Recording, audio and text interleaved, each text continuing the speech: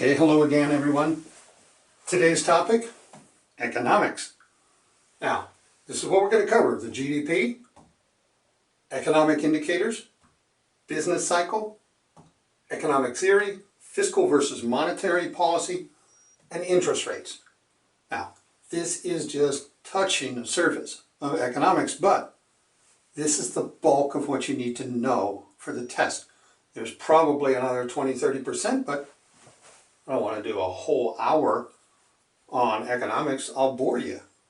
I'm trying to get this in your head, just the way you need to know it. Let's talk about GDP. Gross domestic product. Okay, what does it have? It is our personal consumption.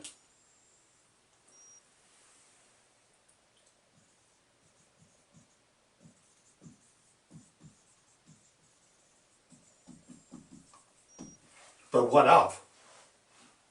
It's not our consumption of imports. It's products that we make here. It also includes, from U.S. manufacturer, or food, or, dairy, or anything. It just doesn't have to be built. Also includes foreign investment.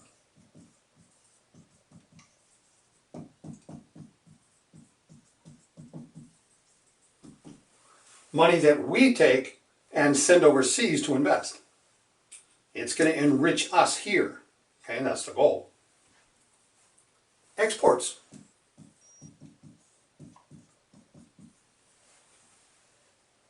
Something else. Government spending. So be careful when you hear somebody touting that, hey, the GDP went up. You make sure that government spending in the categories that are counted didn't go up too much. We don't want the GDP just to be government spending. We'll then end up a second world country. But the idea on these is to understand this is happening here. This is what's built here. Now, there's one other, and this is, gross domestic product. Let's take it versus gross national product. What gross national product adds to this is manufacturing from foreign companies inside the United States. Foreign, well, I've got the G and the N back. Foreign in the USA. So that would include Toyota, Nissan, Honda, Hyundai. All the companies that basically have operations and manufacturing here, but they're foreign companies. They're headquartered in Japan or China or Korea or the European Union. That's added to make the GNP, gross national product. What you're going to see most of the time is GDP, the domestic product. Okay. Let's also take a look at the next topic. I want to talk to you about economic indicators. Okay. There's leading indicators.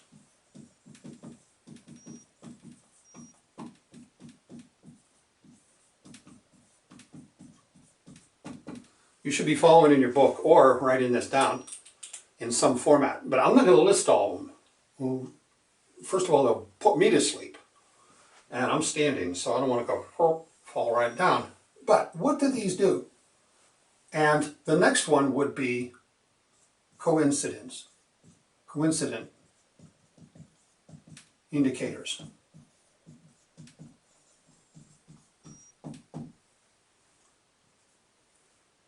And then the next one, lagging.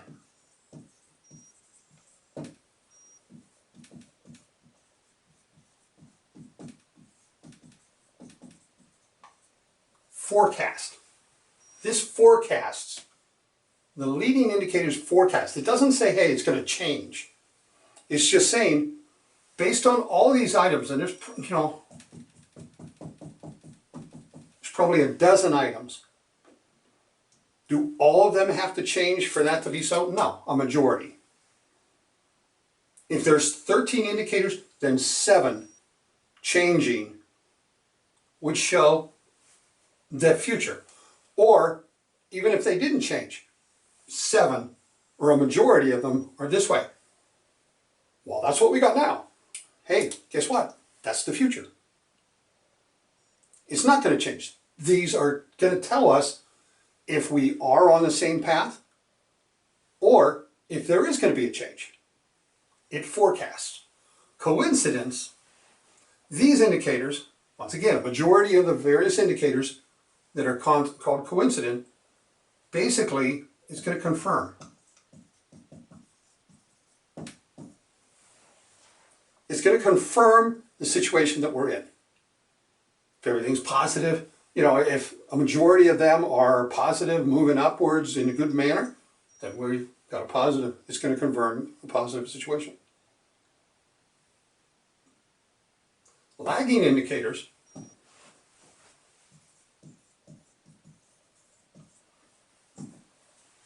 change. Something in the future is going to change. It's going to go in a certain way. If these all stay the same, then no, there isn't any. We go for forecasting to find out what's going to happen in the future. We're in the future now. We now look at coincident indicators, and if they stay in the direction here, they're confirming it. Or maybe it's, if they're different, if there's conflict here, wait a minute, this is a little different, something's going on. Lagging may be needed to take a look. Are we going to have a change? That's going to be dictated by lagging indicators. Okay. Now, for the test, if you're taking a test with, or if you're just learning these, if you're taking a test, they're going to list 4 items. All the following are lagging indicators except. Okay, they're all indicators. Which one is a coincidence or a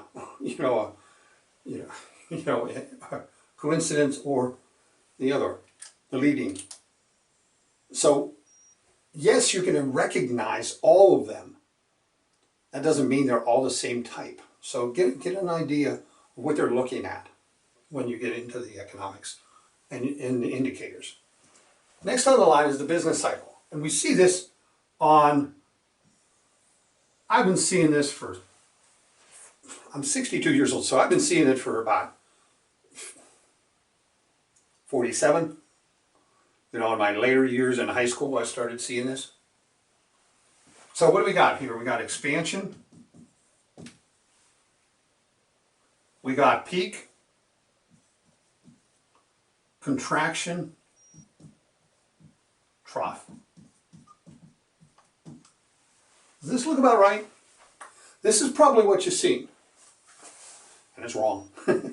It's supposed to be wrong. It's supposed to get you to think, why would anybody want to be into a business cycle or an economy that does this? Nobody. They have a brain. Here's the thing. This is the way you want it to be. Whether for a business or for the economy, you want it this way. I'm not saying we don't want any contractions or anything. We're going to get them. Can you see? I want the peaks to be higher. I want the troughs to be higher on the next trough. That is a growing economy. That is a growing business. If you look at what a company like 3M, Minnesota Mining and Manufacturing, 3M, you ever figure out how your Post-it note came about? 3M invented that, just like Scotch tape. But it was a failure. Something as huge as a Post-it note was a failure. It's hilarious. Think about it. They had a chemist work on a new glue, and the formula didn't work very well. But Well, it's good enough to put on the board and stick something on it and it'll stay there, a piece of paper, so I can read it. That way I don't have to have all these magnets all over the place. That's what 3M developed. A failed glue. They wanted to develop a different glue, but in fact, they developed a glue that it wasn't very strong, but it was strong enough to hold paper. It was strong enough to put paper up against something or stick it on a wall. And bingo, another part of the industry developed. So what happens to a company like 3M? What is their philosophy? A lot of companies have picked it up. They want growth, most definitely. But they have a goal that the profits from 60% of their profit has to come, I believe, from products developed in the previous 3 years or 4 years. That kind of a mentality. So R&D is vital. They have to continually innovate. And what does it look like? Okay, when there's a little slump in a product line, they're hoping that the innovation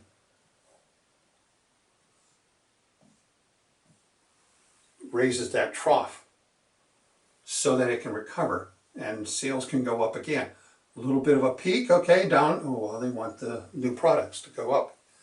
Business, economy, it all works together if they let it. Okay? R&D, research and development. It doesn't mean rinky-dink like sometimes, but economic theory. You got Keynesian.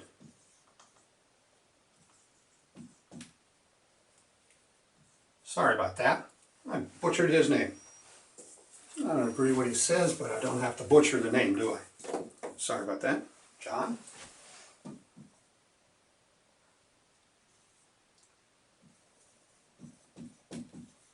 There we go. Keynesian theory. Then there's the monetarist. And then there's supply side. These are the three basic economic theories that you need to know. This was done by John Keynesian. And he simply said, hey, we need the government. We need them to tax us. We need them to tell us what we need to do.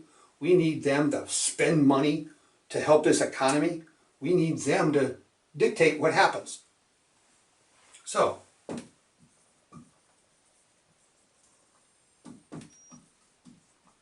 government drives economy. Okay? Monetarist, this is done by Milton Friedman. Great mind.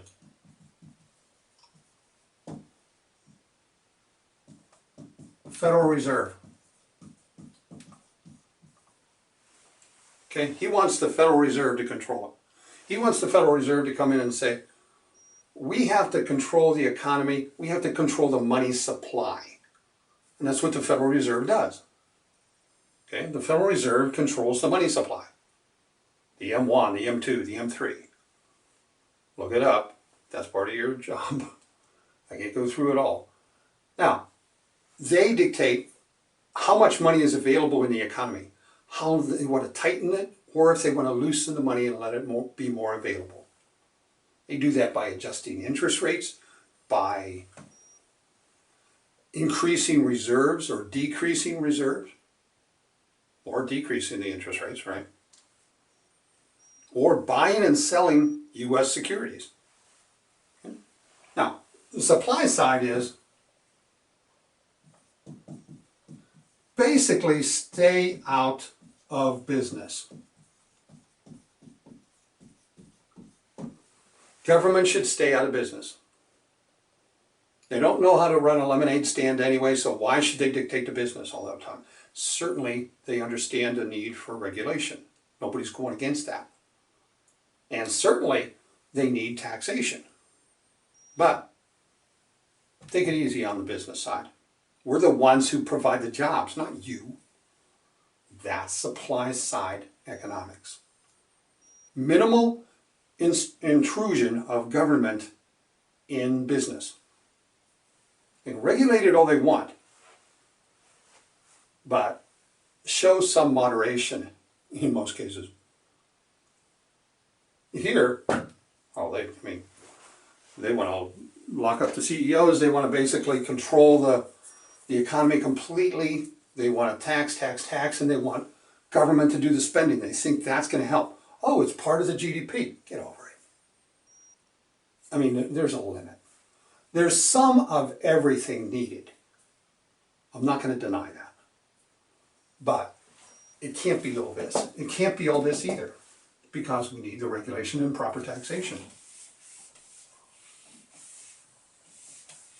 And in the middle, we have that anyway right now, the monetaries. Okay, so now we're looking at fiscal and monetary. Fiscal policy,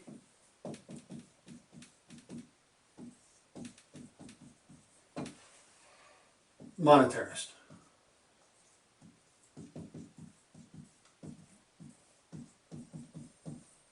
This is done by Congress and the President.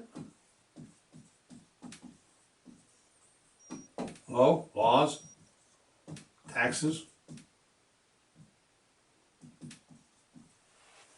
This is done by the Federal Reserve.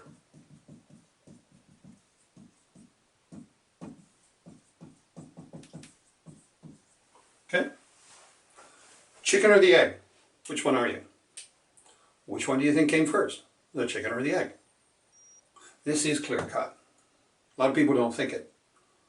A lot of people will ask for it to be a different way when it's convenient for them. But fiscal policy comes first. Fiscal policy develops the budget, develops the taxation, develops the laws and the need for expenditures, the listing, the programs. They then send that out, that budget and everything out, and that law out to the budget committee, independent budget committee, or a bipartisan, whatever you want to call it. Then, copy gets down to the monetary people, the Federal Reserve. They're going to adjust interest rates. They're going to adjust the money supply. They're going to buy or sell securities as needed to accommodate the wishes of Congress and the President. If you go to YouTube, maybe you'll find it. Look for the Bernanke and Congress debate. It was a questionnaire. They called him up against Congress, and they were asking him. It happened after, in the Obama administration, when the Congress went Republican. And then there were all these changes that were introduced.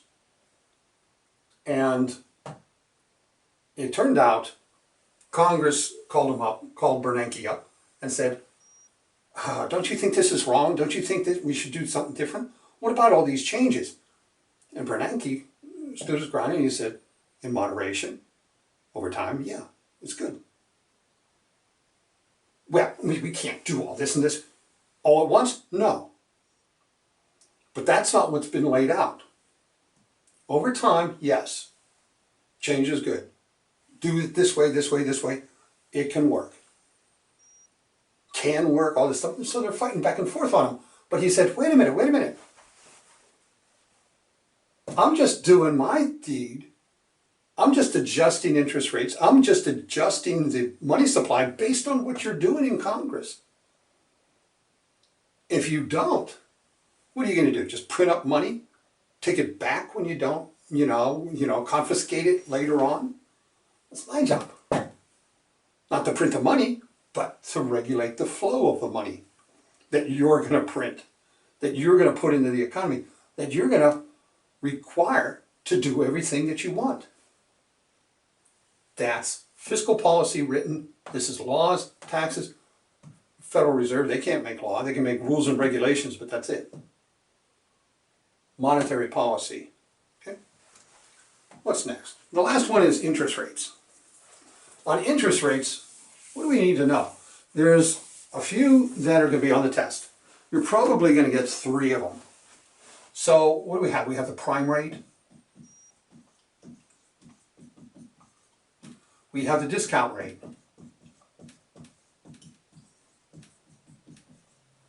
We also have the Fed fund rate. And this is where a lot of people get confused and mess up on the test. You don't want to lose 2 points because, or 4 points, because you switch these two. Broker call.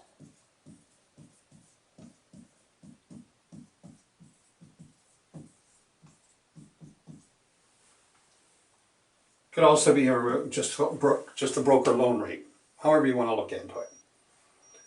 And then LIBOR, L-I-B-O-R. Okay, the prime rate, best commercial customers, not us, not individually, the best commercial customers of the bank get the prime rate.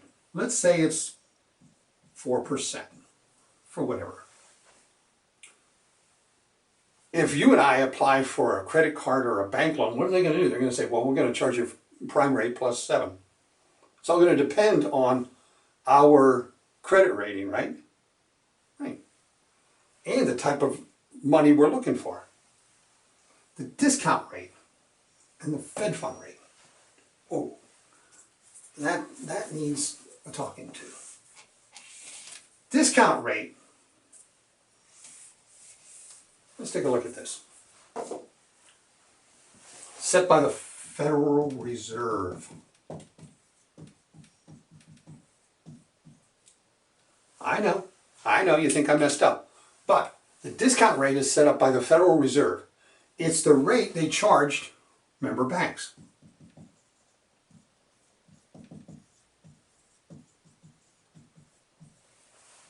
When a member bank wants to borrow money, they get charged the discount rate, and then they mark it up to us. So there's no real reason why a bank should go out of money, go out of business. Just bad management, just stupid. Because do they use our Christmas card money, our checking deposit? No. That's not what they loan out. How many millions of customers would we need? You know? Nice little bank, and all of a sudden it's doing this big skyscraper. That's not how many Christmas, clubs there are. The Christmas club doesn't put that much money, neither do the checking and the savings accounts. Come on. They borrow the money on the discount rate from the Federal Reserve. They're a member bank. Or some other federal program. It's all about markup. They mark everything up from there. If they want to do housing, now, the Federal Reserve requires them to put so much reserves, right? Monetary reserves into the bank, Federal Reserve Bank. That is based on deposits, yes. That's how the Federal Reserve determines how much reserves a bank is required to put up. By how many deposit dollars are at the bank. Which brings me to the next one. Fed fund rate.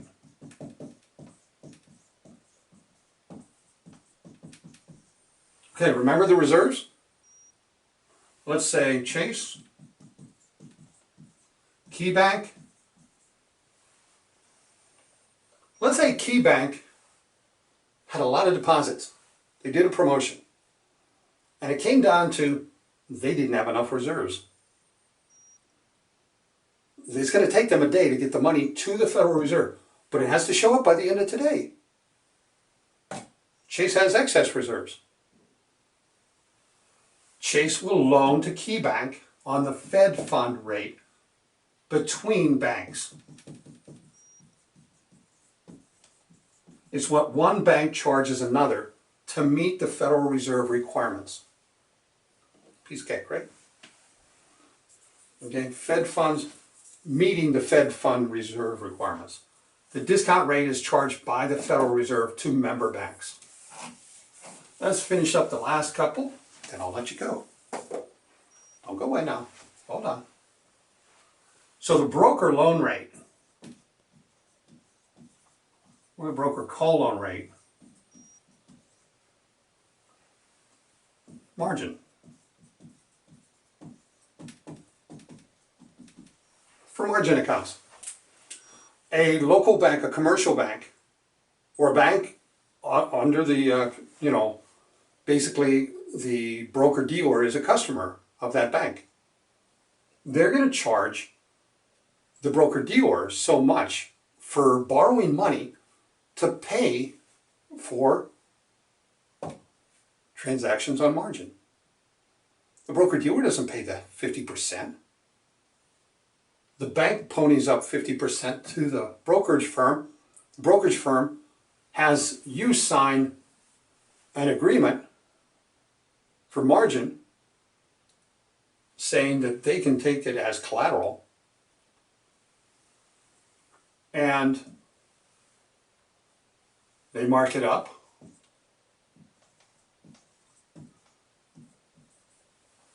And that's how you get interest, and you get charged. Maybe the broker co-loan rate is 5%. Maybe it depends on how much. The more you borrow on margin, the lower the rate is. Okay? But typically it starts at 9.9%. And it goes up from there, from what the broker-dealer is charging you. Now, if your margin is bad, if the stocks went in the opposite direction, the wrong direction, you're losing equity. Once it gets down to a certain equity and you hear about a maintenance call, margin call, oops, that's the brokerage firm looking after their requirement from the bank. They got to sell you out. They got to get the money to the bank now. Okay, that's that. LIBOR, L-I-B-O-R, London Interbank.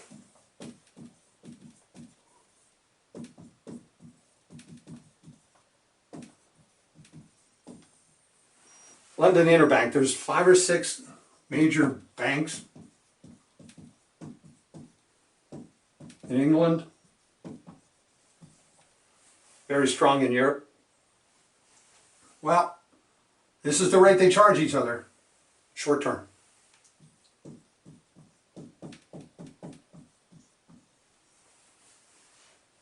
And it had a big scandal about them fixing rates. Well, why wouldn't they fix rates? They're the banks. They can charge what they want. Sheesh. But there's some regulation about it. So that's economics. If you have questions, contact me. I'm Gregory at FinClasses. Have a good day.